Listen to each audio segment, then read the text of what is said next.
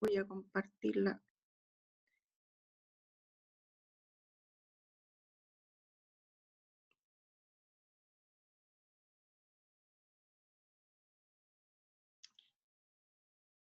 Ya. Entonces, como les comentaba, dentro de lo que es la realización de una respuesta o generación de una respuesta inmune, se ha podido determinar que existen dos tipos de órganos. Tenemos los órganos linfoides primarios y los órganos linfoides secundarios. ¿Ya? ¿Me escuchan bien? Sí, Sí, profe. profe. Sí, Sí. ya. Bueno.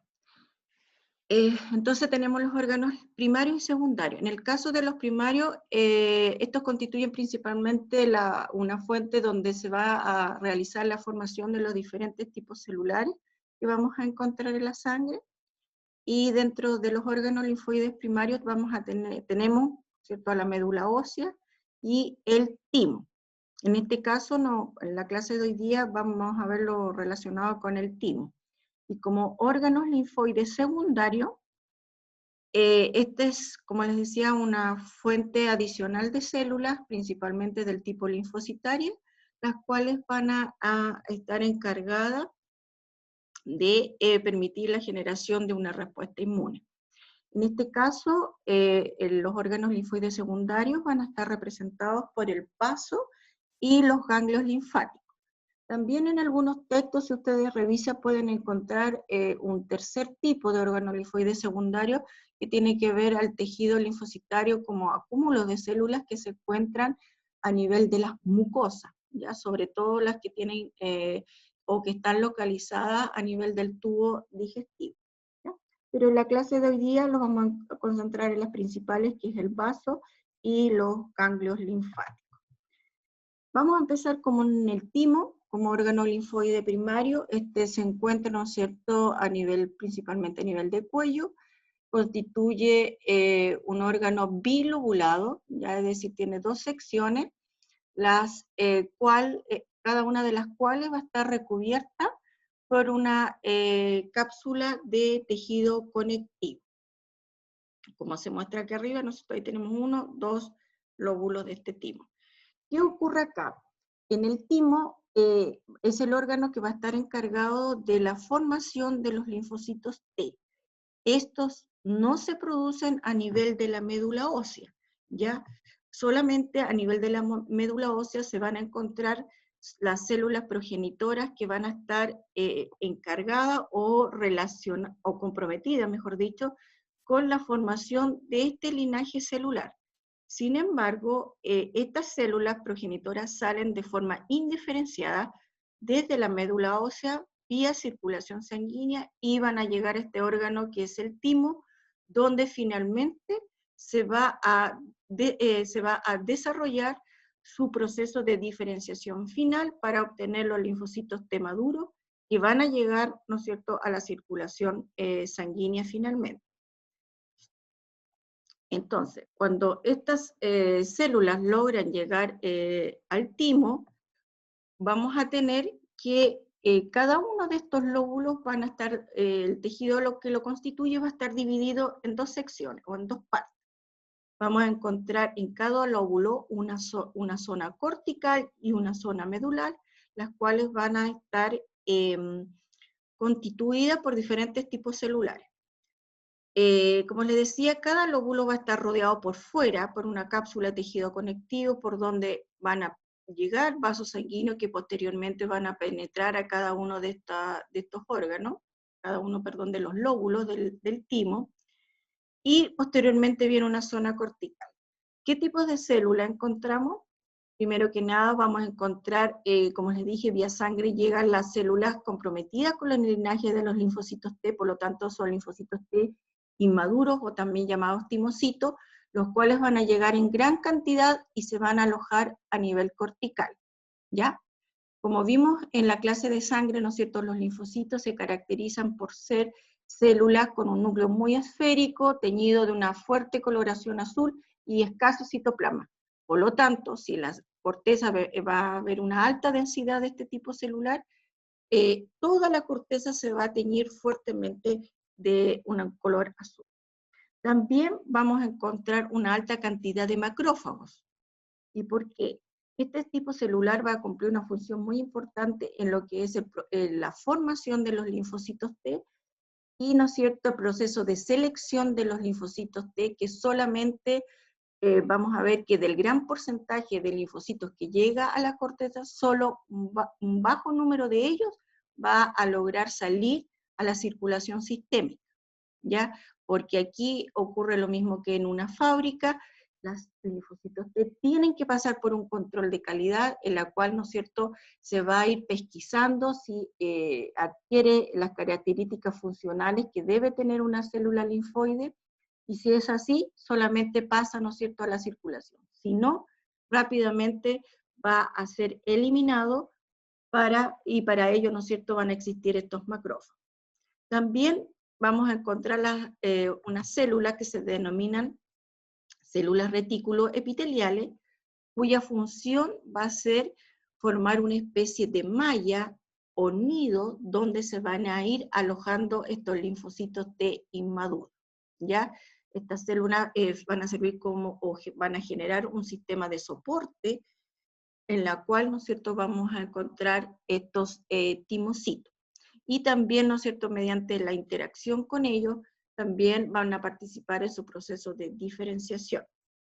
Ahora, si nos vamos más hacia el interior, vamos a encontrar una zona medular con un número más limitado de linfocitos, y en este caso vamos a encontrar principalmente linfocitos T ya maduros. Vamos a encontrar otro tipo de célula, que son las células dendríticas interdigitales, cuya función principal va a ser participar en este proceso de diferenciación, para lo cual van a interactuar directamente con estos linfocitos que van llegando a la médula para que adquieran sus competencias y ser una célula inmune eficiente.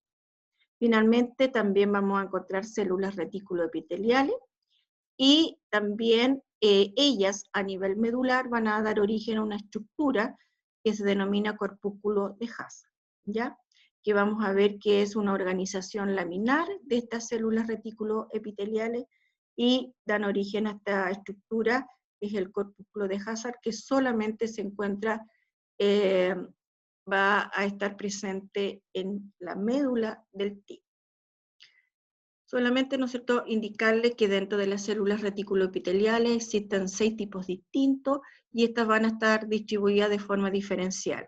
Del tipo 1 al 3 se van a encontrar a nivel cortical, y de la 4 a la 6 van a estar en la sección medular, donde las tipo 6 van a estar encargadas de dar origen al corpúsculo de Hazard que vimos que estaba en la médula, ¿ya?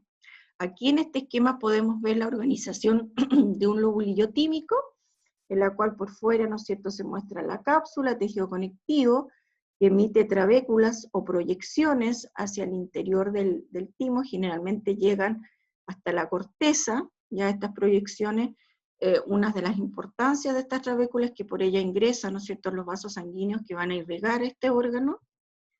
Y acá podemos ver, ¿no es cierto?, lo que yo ya les mencionaba, una alta densidad de timocitos o células T inmaduras, ¿ya? Vean todas, ¿no es cierto?, alojadas en estas mallas que dan origen a las células reticuloepiteliales, que son estas células de forma estrellada, y entre medio, ¿no es cierto?, macrófagos, que aquí se denotan de amarillo. Ya a pesar que se ven graficados algunos macrófagos, en la zona cortical es donde van a estar más abundantes, ¿ya? Después, si lo vamos a la médula, en la zona medular vemos muy poquitos linfocitos, ya que corresponden a los linfocitos T maduros. Esta estructura acá laminar corresponde al corpúsculo de Hazard, y hay algunas células, ¿no es cierto?, estas en amarillo estrellada corresponden a las células dendríticas interdigitales. Si vemos acá en un corte histológico, acá se está mostrando un lóbulo completo del timo, ¿ya? Y en su interior vemos que cada lóbulo, a su vez por el ingreso de proyecciones desde la cápsula hacia el interior, va a dar origen a una serie de lobulillos, ¿ya? Entonces, cada lóbulo está subdividido en lobulillos. Aquí tenemos 1, 2, 3, 4, 5, 6, 7 lobulillos, ¿ya? Y entre medio, todo lo que va acá, entre medio de cada uno son tejidos conectivos. Si nos concentramos ahora en este que está acá, ya al lado derecho, vemos un lobulillo de un lóbulo, por fuera la cápsula de tejido conectivo, que por lo general se tiñe de un rosado bastante pálido. Vemos como en un lobulillo también emite trabéculas que atraviesan toda la corteza, y aquí se ve lo que yo les mencionaba, como en la corteza hay una alta densidad de linfocitos, esta se ve de una coloración azul bastante intensa, ya fuertemente teñida de azul, mientras que la zona medular es una zona más bien pálida por el bajo número de células que en ella podemos encontrar. Si nos vamos a un detalle entonces de cada una de estas secciones, vemos en la zona cortical, por ejemplo, cómo se ingresa, ¿no es cierto?, tejido conectivo, y vemos, ¿no es cierto?, los núcleos azules que van a indicar, ¿no es cierto?, la presencia de los linfocitos. Aquí ya podemos ver, miren, fíjense ustedes, esta estructura o estos espacios en blanco que tienen una forma concéntrica. En este caso, estos espacios corresponderían a la localización de los macrófagos. Acá los macrófagos no los vamos a identificar como una célula propiamente tal en la cual podemos identificar el núcleo y el citoplasma de la célula. No, aquí solamente lo que vamos a ver va a ser la presencia, ¿no es cierto?, o la localización en la cual estaba el macrófago, que sería esto. En la parte inferior se ve, ¿no es cierto?, un detalle de la zona medular, donde de nuevo vemos los linfocitos, vemos acá también otra célula que se ven de forma con un núcleo ovalado, ya no le vemos el citoplasma, solo el núcleo ovalado pero muy pálido. Estas son las células retículo epiteliales que están en la médula. Y esta estructura concéntrica que ven ustedes acá, ya donde las células retículo epiteliales generan, adquieren una formación laminar, y hay varias láminas de estos tipos de células, forma esta estructura que se denomina el corpúsculo de Hassall, ¿ya? Aquí, si ustedes lo quieren ejemplificar con algo, es igual que si ustedes cortaran una cebolla por la mitad, entonces cada una de esas hojitas va a estar formada por células reticuloepiteliales. Vamos a ver a un detalle. Acá vemos solo la corteza del timo, donde vemos los linfocitos. Fíjense ustedes, aquí se ven muy bien los linfocitos, bien oscuritos, bien azules, ¿ya? Y entre medio estas células ovaladas con un núcleo muy pálido, que son las células, y arriba hay otra muy bonita, que son las células retículoepiteliales. Y como yo les mencionaba, estos espacios que quedan acá, este de acá abajo, acá arriba también hay dos más, corresponden a la localización o a los macrófagos que están en la zona cortical, ¿ya? Aquí hay que tener ojo también con no confundir con vasos sanguíneos que están a nivel cortical, y eso ustedes lo deberían distinguir, ¿no es cierto?, porque en las paredes van a haber células planas que van a constituir el endotelio del vaso. Aquí, fíjese, no vemos ninguna pared, vemos solamente el espacio donde estaría el macrófago, ¿ya?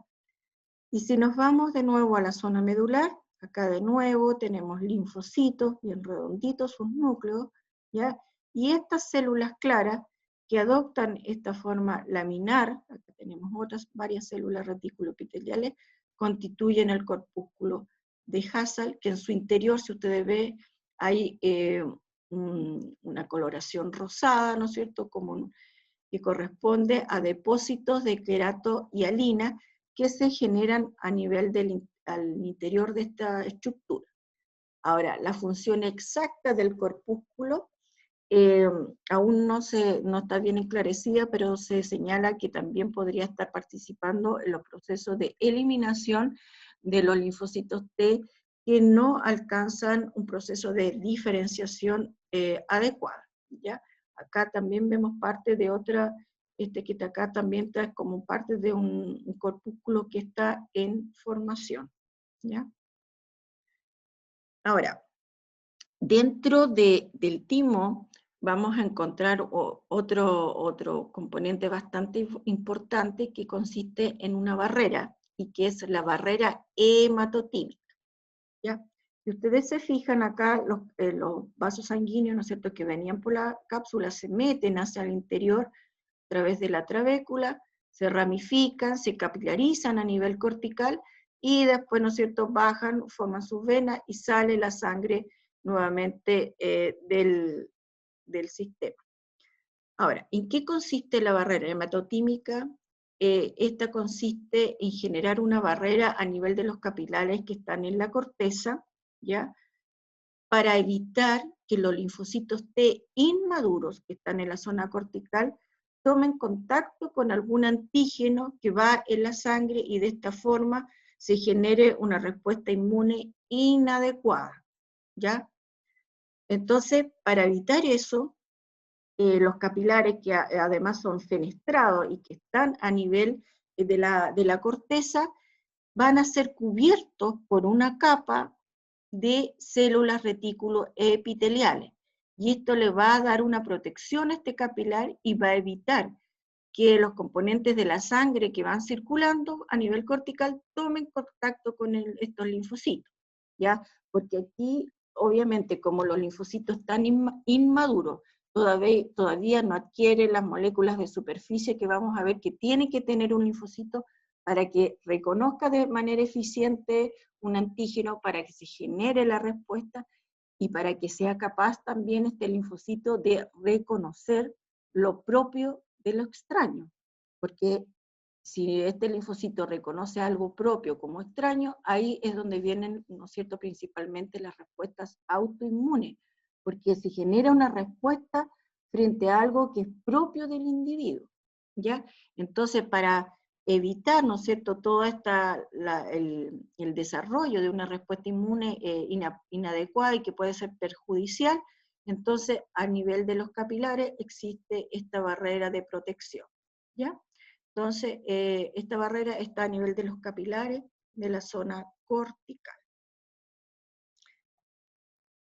También vamos a ver, ¿no es cierto?, que dentro de este proceso de formación de los linfocitos T, van pasando por varias etapas, o ocurren varios procesos. Dentro de ellos está la migración.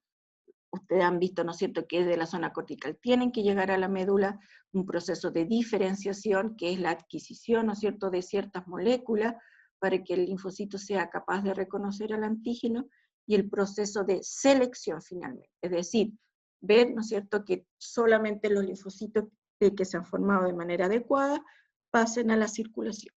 Cada una de estas etapas va a estar un poco controlada por hormonas, dentro de las cuales existen hormonas que son propias del timo y otras que son de origen externo.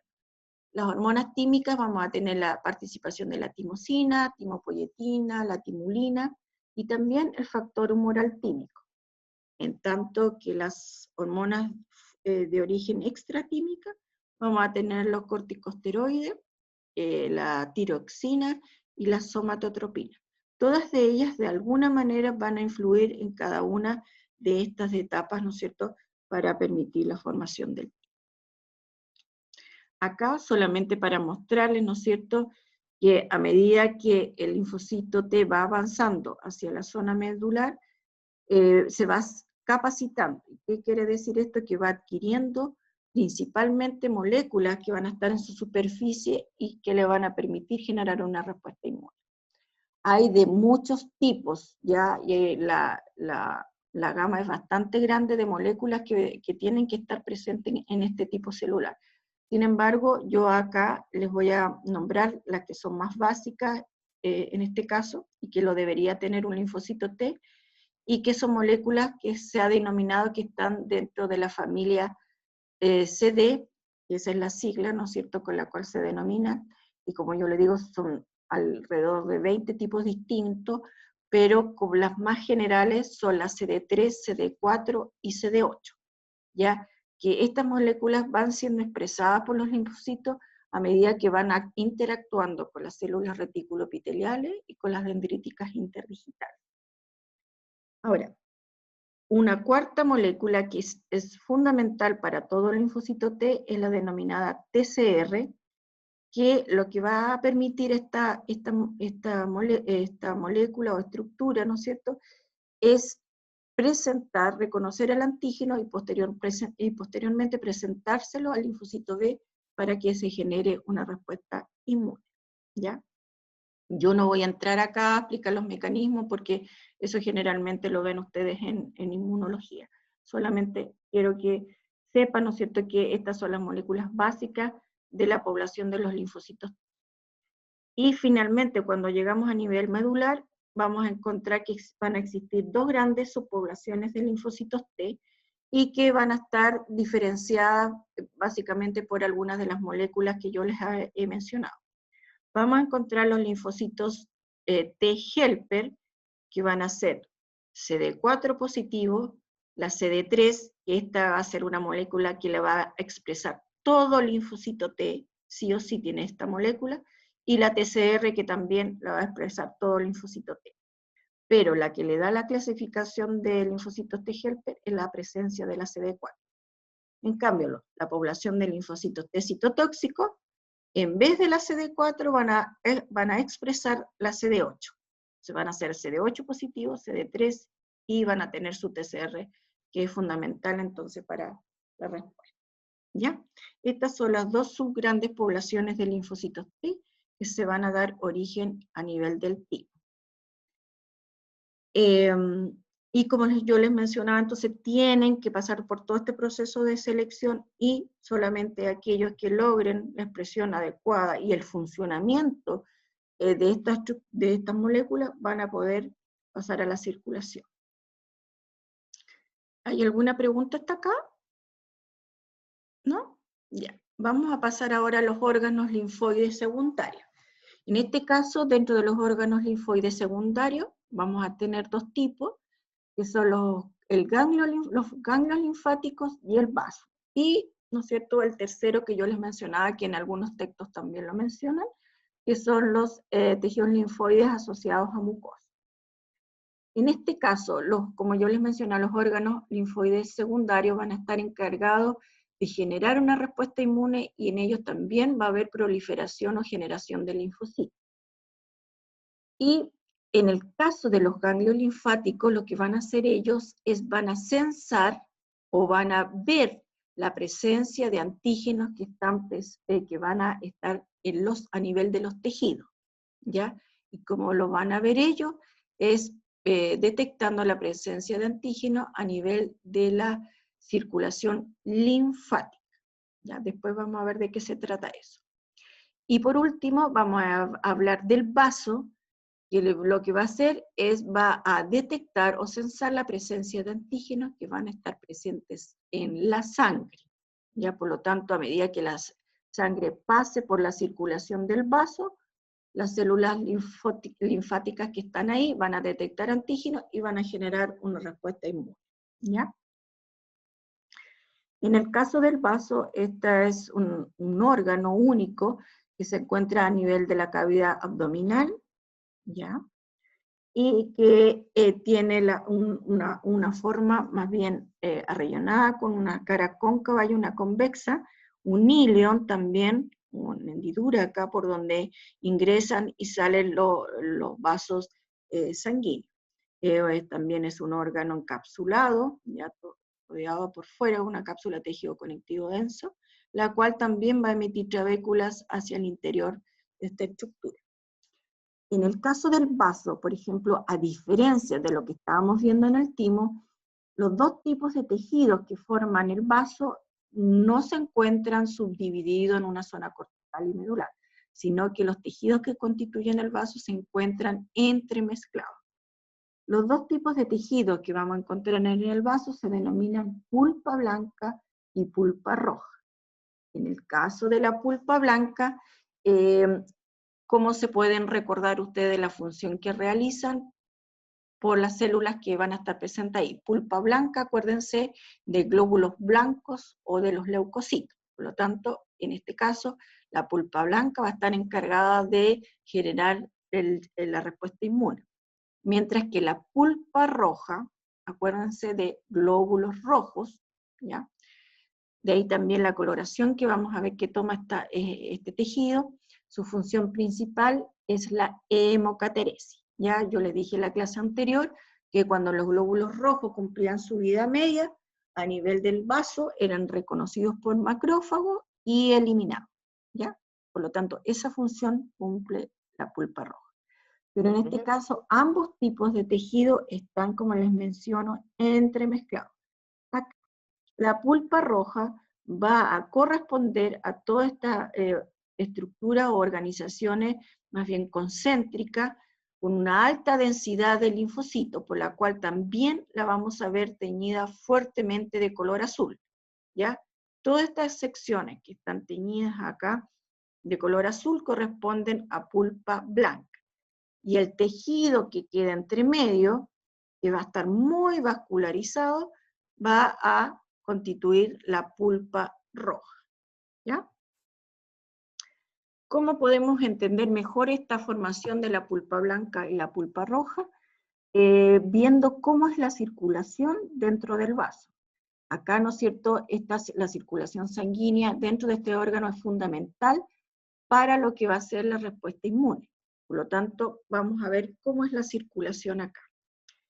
En este caso, por la cápsula entran vasos sanguíneos de tipo arterial, ya que ingresan, siguen por trabéculas de tejido conectivo que se meten hacia el interior, pero llegado un momento, estas arterias salen del tejido conectivo y rápidamente son rodeadas por un manto de linfocitos. ¿Ya? Cuando esto ocurre, cuando esta arteria pasa a ser rodeada por linfocitos, lo que vamos a ver, o eso va a corresponder, a parte de la pulpa blanca. ¿Ya?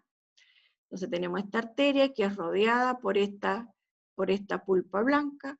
Posteriormente esta arteria genera ramificaciones, ¿no es cierto?, ramas más pequeñas, que van a seguir rodeadas también por este tejido linfático, y posteriormente, ¿no es cierto?, van a abandonar este tejido linfático y van a pasar a formar capilares que en definitiva van a constituir finalmente la pulpa roja. ¿Ya?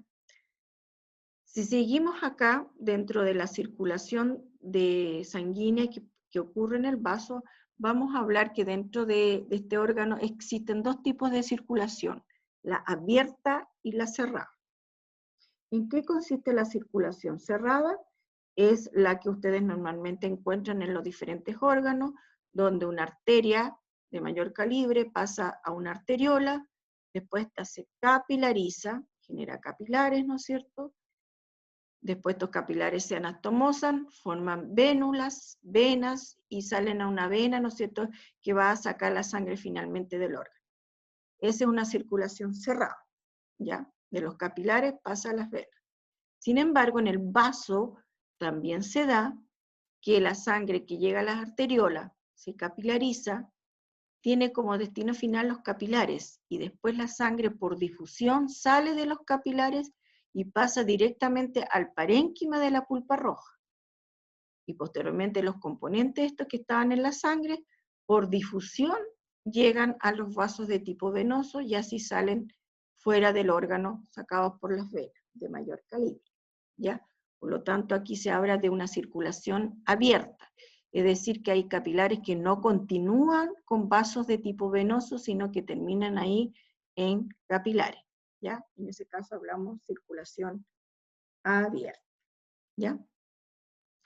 Entonces, si nos vamos acá, un poco lo mismo, tenemos acá la arteria que ha salido del tejido conectivo y es rodeado, ¿no es cierto?, por esta envoltura de linfocitos. Entonces, ¿qué componentes forman la pulpa blanca?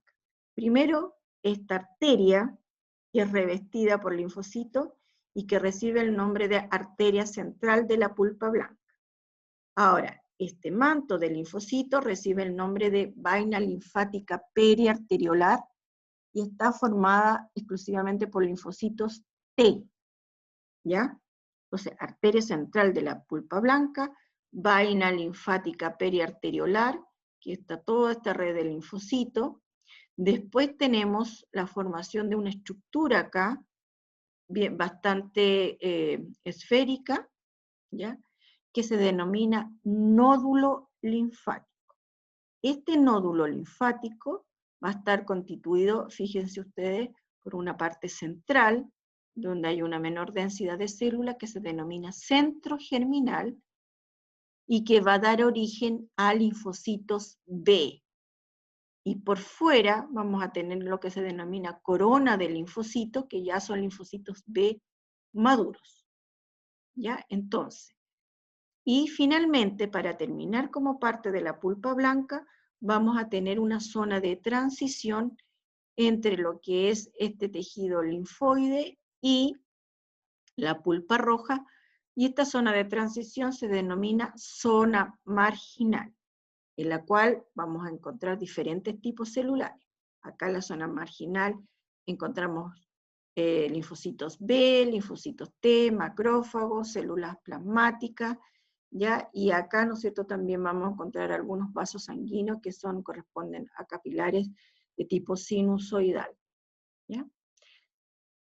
Entonces, ¿qué es lo que formaba la pulpa blanca? La arteriola central o arteria o arteriola central de la pulpa blanca, vaina linfática periarteriolar, nódulo linfático y zona marginal, ¿ya? Esos son los componentes que vamos a ver en la pulpa blanca. La vaina linfática periarteriolar formada por linfocitos T y el nódulo linfático va a estar formado por linfocitos B. Y en la vaina por linfocitos T, ¿ya? Linfocitos T. Ahora, acá en esta arteriola central de la pulpa blanca, como yo les decía, deja el tejido linfático, deja de estar rodeado por linfocitos y pasa a constituir lo que se denomina a nivel de la pulpa roja, ya la arteria peniciliar, que va a estar constituida por diferentes secciones y que al final, ¿no es cierto?, se va a capilarizar, dando origen a un tipo especial de capilares que son de tipo sinusoidal, ¿ya? Y que reciben el nombre de senos venosos esplénicos, ¿ya? Que son capilares, como le digo, sinusoidales que están en la pulpa roja. Y esto es lo que van a ver ustedes, ¿ya? Acá tenemos la cápsula, aquí se ven las proyecciones de tejido conectivo, que son trabéculas, acá también vemos parte de una trabécula donde vemos en su interior algunos vasos sanguíneos que han ingresado a este órgano, y donde vemos pulpa blanca, acá. Ya acá ustedes les recomiendo cuando vean el vaso en práctico que lo vean, ¿no es cierto?, primero con menor aumento, porque así pueden distinguir más fácilmente la localización o la agrupación de estas células linfáticas, por lo tanto se ve de una coloración azul. Todo esto que se ve azul acá corresponde a la pulpa blanca, y lo que se ve, ¿no es cierto?, entre medio más rojizo corresponde a la pulpa roja. Acá se ve un poco mejor. Acá tenemos todo está agregado acá, corresponde a parte de la pulpa blanca. Al medio tenemos su arteriola central de la pulpa blanca. Acá no se ve el nódulo linfático, probablemente por el corte al cual fue realizado. Acá en esta otra pulpa blanca también tenemos la arteriola.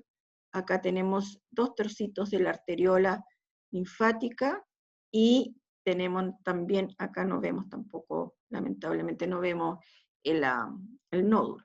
Si nos vamos ahora a la pulpa roja, que es todo lo que está entre medio acá, vamos, ¿no es cierto?, a ver algunos agregados celulares o grupos de células, y entre medio, ¿no es cierto?, vemos estos espacios en blanco que van a corresponder, ¿no es cierto?, a los senos venosos esplénicos. Si lo vemos, este es parte de la pulpa blanca, aquí vemos mayor detalle, acá está la arteriola, y este es el nódulo linfático. Como se muestra en el esquema acá, a pesar de que se dice arteriola central de la pulpa blanca, generalmente está como desplazada hacia un borde, y en el otro extremo estaría el nódulo linfático, con su centro germinal y su corona de linfocitos. Acá de nuevo, acá sí que se ve muy bien la arteriola, ahí se ven los núcleos de las células endoteliales, y esta es la capa de células musculares que constituye la arteriola, y este es el nódulo. Ahí se ve en detalle, ¿no es cierto?, la presencia de arteriola. La importancia de la zona marginal, ya esta es una zona muy importante, además de estar formada por diferentes tipos celulares, esto es porque en esta zona es donde se produce la respuesta inmune. Por lo tanto, si la sangre va circulando por la arteriola central, después, ¿no es cierto?, sigue, cuando pasa a nivel del tejido linfoide, estas células detectan la presencia de algún antígeno que existe o de algún microorganismo que va en la sangre y rápidamente van a activarse y generar la respuesta inmune que va a terminar, ¿no es cierto?, en la formación de anticuerpos específicos contra este antígeno, lo que van a pasar a la circulación, ¿no es cierto?, y así de esta manera actuar sobre este agente que causó la respuesta inmune.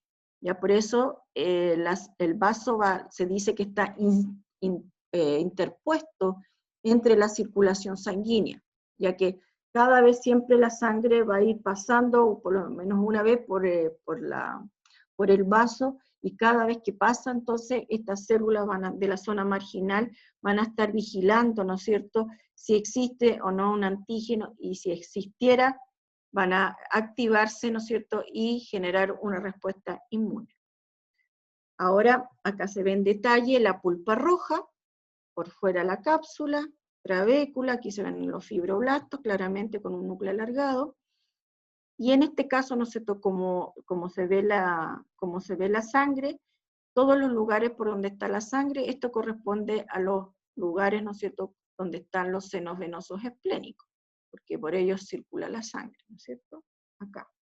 Todo esto en este caso no se ven como espacio porque como todavía le queda sangre, esos son los senos venosos.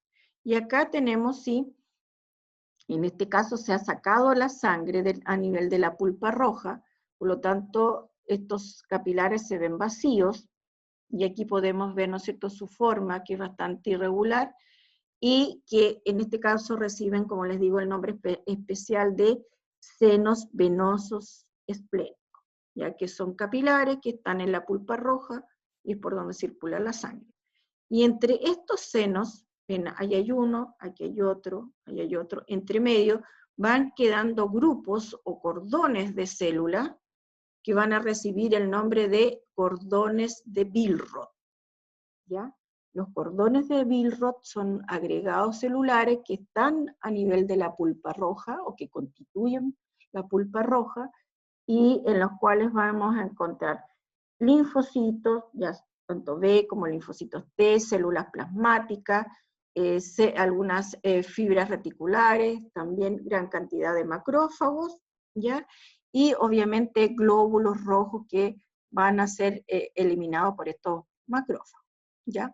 Entonces, como componentes importantes de la pulpa roja, vamos a tener los senos venosos esplénicos, los cordones de Billroth, también vamos a ver la existencia de trabéculas de tejido conectivo, ¿ya?, formando parte de este segundo tipo de tejido que vamos a ver en el vaso. ¿Y qué funciones cumple el vaso? Acá se encuentran resumidas, que son las tres más principales.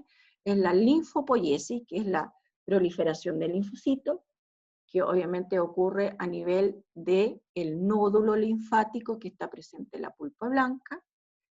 Funciones de defensa, ya que en ellos se genera una respuesta inmune mediante la formación de anticuerpos, que también esto ocurre a nivel de la pulpa blanca. Y la hemocateresis, que era la destrucción de los glóbulos rojos. Y estos van a ocurrir, ¿no es cierto?, específicamente a nivel de la pulpa roja. ¿Ya? ¿Consultas, dudas sobre el vaso? ¿Hay alguna duda? ¿No? Ya, seguimos entonces. El segundo órgano linfoide secundario corresponde a los ganglios linfáticos, ¿ya? En este caso, los ganglios linfáticos no son una estructura única, sino que son unos verdaderos racimos, son unas estructuras en forma de racimo, y nosotros las vamos a encontrar localizadas en diferentes partes del cuerpo, tanto a nivel del cuello, a nivel de extremidades superiores, inferiores, cavidad abdominal, ya porque su función, como yo les mencionaba, es pesquisar la presencia de antígenos que puedan estar distribuidos en los diferentes tejidos del cuerpo, ¿ya? Y para censar la presencia de estos antígenos, lo que va a circular principalmente por los ganglios va a ser la linfa. ¿Y qué es lo que es la linfa? La linfa corresponde a todo el líquido intersticial, es decir, todo el líquido que está entre las células y que va a ser recolectado por un sistema distinto al sanguíneo, ya va a ser recolectado por un tipo de vasos distintos, que son los vasos linfáticos, que recogen este líquido intersticial y lo canalizan hasta los ganglios linfáticos, por donde va a circular dentro de esta estructura y, ¿no es cierto?, se va a registrar o se va a tratar de verificar si existe algún antígeno, y si existiera, generar una respuesta inmune frente a él, ¿ya? Cada ganglio linfático, como yo le decía, son estructuras muy, muy pequeñitas, son como los portes como de un porotito, ya que se encuentran como en verdaderos racimos, y cada uno de estos ganglios va a tener una zona cortical, acá también hablamos de una zona paracortical o cortical profunda, y una zona medular, ¿ya? Aquí vemos una distribución de su tejido de forma muy similar como estaba en el timo, donde encontramos una corteza y una zona medular. ¿Qué encontramos en la corteza de los ganglios linfáticos? La corteza va a ser una zona rica en linfocitos B.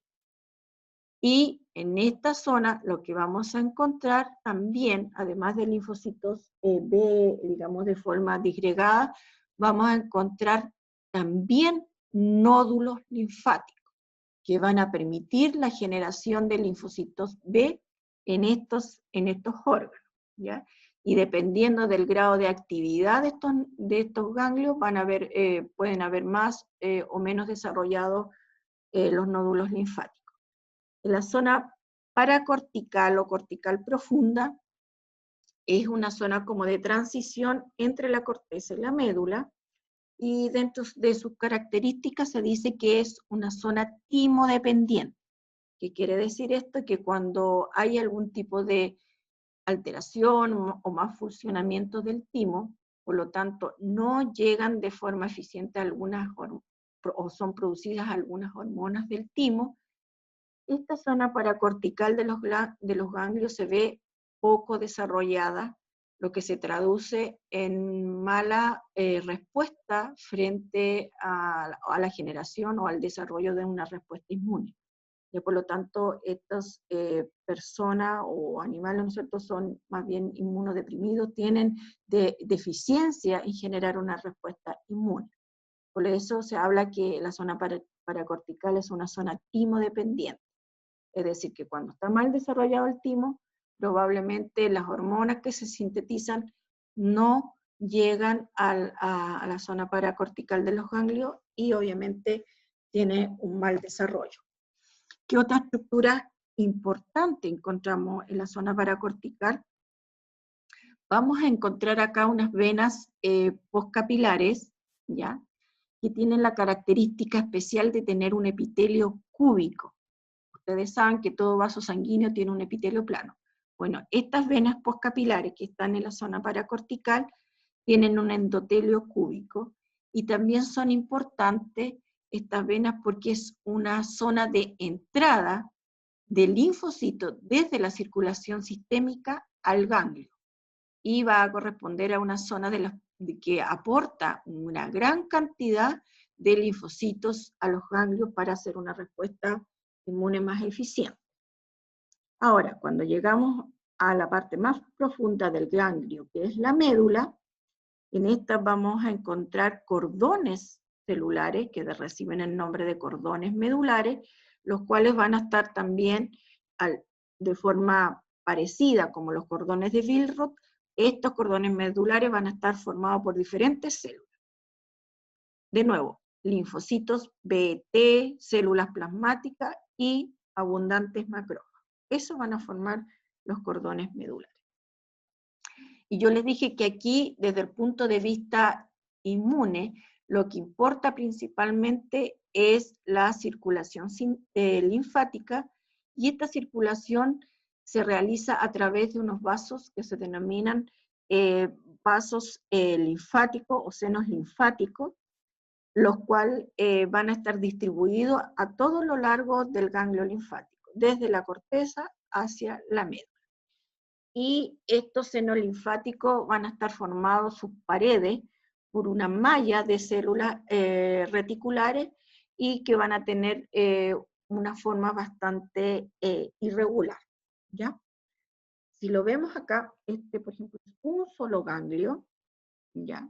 Que también tiene una cápsula, y a nivel de esta cápsula vamos a tener la presencia de vasos linfáticos que van a recolectar la linfa de los diferentes tejidos y la van a hacer ingresar al ganglio, ¿ya? Acá tenemos la cápsula, tenemos la zona cortical, que está ahí, hasta, por lo menos está donde está la zona amarilla, zona cortical. Después, más internamente, tenemos la zona paracortical o cortical profunda, y en la parte central tenemos la zona medular, ¿ya? Entonces, por la corteza van a estar los vasos que van a traer la linfa, mientras que en esta parte inferior, o ilion, que también tienen los ganglios, van a entrar, ¿no es cierto?, tanto la arteria linfática, que ingresa a la sangre, llega a la corteza, se capilariza y posteriormente pasa a la circulación venosa, y de ahí sale, ¿no es cierto?, fuera del ganglio. Tanto que los vasos, ¿no es cierto?, que yo les decía que traen la linfa, están a nivel de la cápsula, en las diferentes secciones de la cápsula. Ahora, en esta cápsula vamos a ver que también emite trabéculas de tejido conectivo hacia el interior, las cuales estas trabéculas, en este caso del ganglio, llegan hasta nivel medular. Ya es tejido conectivo que se mete hacia acá y llega hasta la médula. ¿Y cómo es la circulación linfática? La circulación linfática llega a nivel de la cápsula a través de vasos linfáticos aferentes, ¿ya?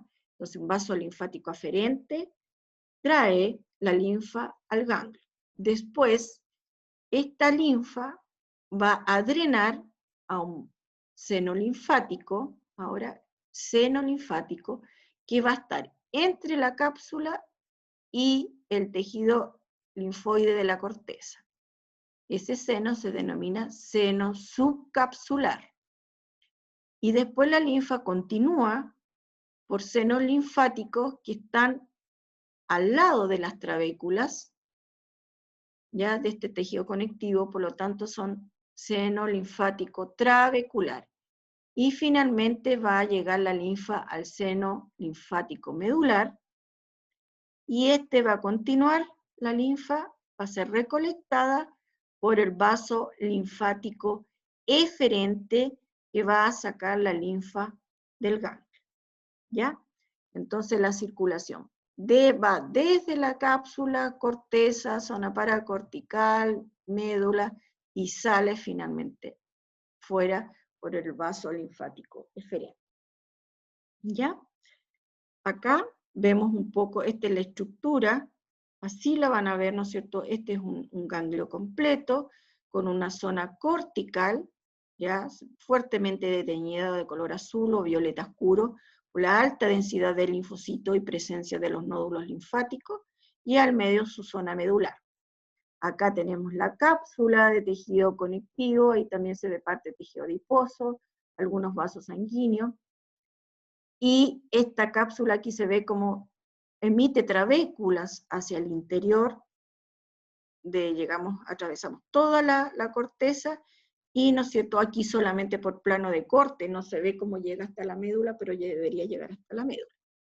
Dentro de la zona cortical tenemos la presencia de un nódulo, o folículo linfoideo también, que es el otro nombre que pueden encontrar, con su centro germinal, que es el más clarito, y la corona del linfocito ya maduro por fuera. Acá vemos la estructura de un vaso linfático aferente, que por lo general ustedes lo van a encontrar localizado justo cuando se forma una trabécula que ingresa hacia el ganglio. Ya fíjense, su pared es muy, muy delgadita y de forma bastante irregular. De aquí la linfa va a difundir hacia este otro espacio que está entre la cápsula y la corteza, que se denomina seno linfático subcapsular, y después va a pasar a este otro espacio, que está entre la corteza y la trabécula. Son pequeños espacios muy chiquititos. Aquí ustedes no van a ver la pared de los senos linfáticos, sino que solamente el espacio por cual fluye la linfa, ya el lumen del seno linfático. Entonces tenemos el seno linfático subcapsular, seno linfático trabecular, y este va a drenar a estos senos que están acá abajo, que son los senos linfáticos medulares. ¿Ya? Acá vemos un detalle de la zona cortical, donde tenemos la cápsula, el nódulo linfático o folículo linfoideo que está en la corteza, también tiene una alta densidad de linfocitos acá, ¿ya? Linfocitos B principalmente, y en la zona medular vamos a encontrar estos cordones de células, que son los cordones medulares, que ya dijimos que están formados por linfocitos B, T, células plasmáticas, macrófagos, la presencia de trabéculas de tejido conectivo que se ven totalmente distintas a los cordones, porque como este tejido conectivo vemos núcleos alargados de los fibroblastos, y con eso lo pueden diferenciar, y los espacios en blanco que están acá corresponden a los senos linfáticos medulares, ¿ya? Senos linfáticos medulares, que transportan linfa. Y aquí también podemos ver acá arribita una arteriola, que en este caso está a nivel medular, y que transporta, ¿no es cierto?, sangre. Pero como yo les digo, desde el punto de vista de respuesta inmune, aquí lo importante en el ganglio linfático es la circulación de la linfa, ¿ya? Entonces, ¿cómo circula la linfa? Profe, disculpe, ¿Sí? ¿qué era la linfa? La linfa corresponde al líquido intersticial que está entre las células. Por fuera de las células también hay líquido, ya que va recibiendo todo tanto desecho como productos que va sintetizando, ¿no es cierto?, la célula.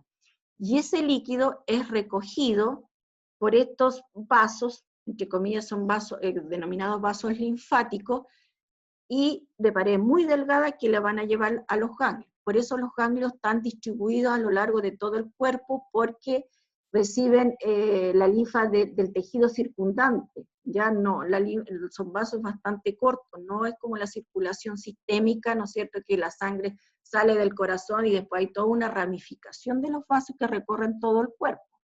No, en este caso la circulación linfática es más bien local. Por eso tenemos, ¿no es cierto?, ganglios que están distribuidos a lo largo de todo el cuerpo. ¿Te quedó claro? Sí, profe, gracias. Sí, ya. Entonces, en relación a la pregunta de su compañera, vamos a ver. ¿Cuál es la circulación linfática? ¿Por dónde llega la linfa? ¿Se recuerdan?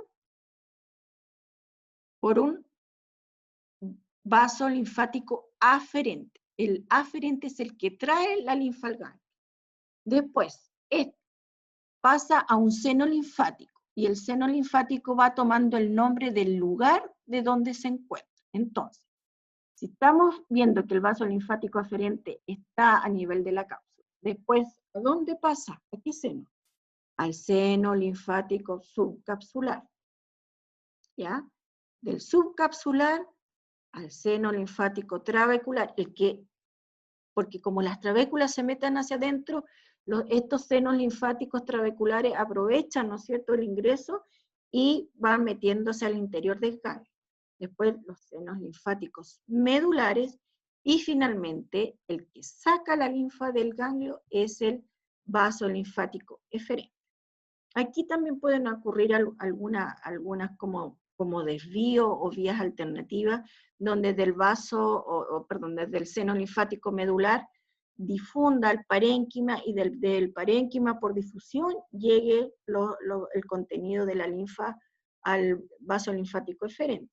Pero también puede haber que desde el seno linfático subcapsular, por difusión solamente hacia el parénquima, llegue la linfa hacia el vaso linfático eferente. Pero eso es lo que ocurre en muy baja cantidad. La circulación principal de la linfa es la que yo le tengo indicado acá como un diagrama de flujo, ¿no es cierto? Desde el vaso linfático aferente hasta llegar al seno linfático medular y de ahí al vaso linfático eferente, ¿ya? Esa es la correcta o la principal circulación de la linfa. Acá nomás para mostrarle en verde, en este esquema, las flechitas verdes indican la circulación de la linfa. Entonces, a medida que va circulando, como va a pasar por la corteza, va a tomar contacto con los linfocitos que hay aquí, y si hay algún antígeno, se va a generar una respuesta inmune, y los anticuerpos que se generen aquí van a pasar a la sangre, y la sangre, ¿no es cierto?, lo va a llevar a la circulación sistémica para que se genere de forma eficiente la respuesta. Pero en verde acá, ¿no es cierto?, cómo circula toda la linfa, desde el vaso linfático aferente hasta el subcapsular, el trabecular, los medulares y de aquí al vaso linfático eferente, ¿ya? En azul, acá por otro lado, es para ejemplificar, ¿no es cierto?, que si bien es cierto, en el nódulo linfático que está en la corteza, se producen un gran número de linfocitos B, se ha determinado que la principal fuente proviene de linfocitos en el ganglio, proviene de la circulación sistémica y proviene de estos linfocitos que salen de la sangre, de las venas que yo les contaba que están en la zona paracortical, ¿ya? Estas venas salen y se dirigen hacia los nódulos linfáticos para ir a repoblar, ¿no es cierto?, esta zona cortical. Posteriormente se genera una amplificación de linfocitos acá, y también estos mismos pueden volver a la circulación vía sangre, ¿ya? Entonces, en el caso de la corteza de los ganglios, hay aportes de linfocitos por la propia proliferación que ocurre en el nódulo, acá el nódulo linfático, pero también había aporte de linfocitos a esta zona cortical desde la sangre, desde la circulación sistémica, ya, y que se ha determinado que esa sería la principal. Entonces, ¿qué función tienen los ganglios linfáticos? Se habla que los ganglios linfáticos tienen la función de filtrar la linfa, es decir, el hecho de filtrarla, bueno, es un término que se utiliza, pero el hecho es principalmente de pesquisar si hay algún antígeno, una partícula extraña, si hay algún patógeno en este líquido intersticial. Entonces, si hay algún agente de este tipo, los linfocitos se activan, se genera una respuesta inmune con la formación de anticuerpos específicos, ¿no es cierto?, contra esa partícula, y estos anticuerpos pasan finalmente a la sangre, donde van a ser distribuidos y van a realizar su función. Entonces, primera función del ganglio es filtrar la linfa. Segunda función es la producción de anticuerpos, ya todo generado, ¿no es cierto?, por los linfocitos B que están a nivel cortical. Y la tercera es linfopoiesis, que es la generación de nuevos linfocitos, ¿ya? Que eso ocurre a nivel del nódulo linfático.